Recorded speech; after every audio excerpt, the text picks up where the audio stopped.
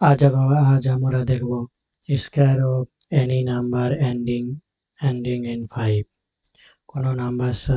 কোনো নাম্বারের শেষে যদি 5 থাকে তাহলে তার স্কয়ার আমরা কি করে সহজে করব।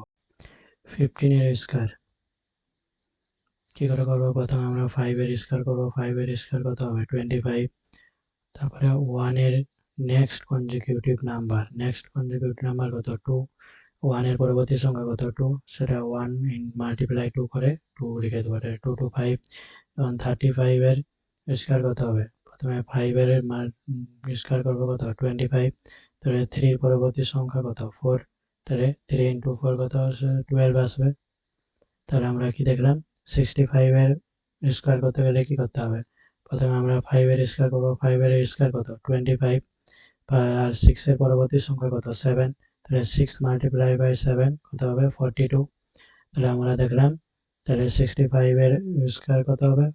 4225। সেরকম 25 এর স্কয়ার কত হবে?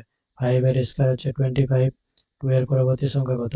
3। তাহলে 2 মাল্টিপ্লাই 3 কত আসবে? 6। তাহলে কত আছে? 625। 625। সেরকম 95 এর স্কয়ার কত হবে? 5 এর স্কয়ার হচ্ছে 25। আর 9 এর পরবর্তী সংখ্যা কত? 10। তাহলে কত আসছে? 90। তাহলে 90 25।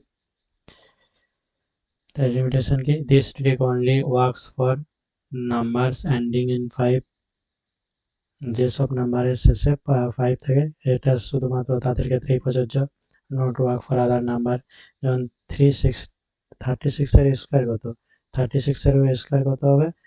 36 এর স্কয়ার হচ্ছে 1296। 1296 1225 নয়।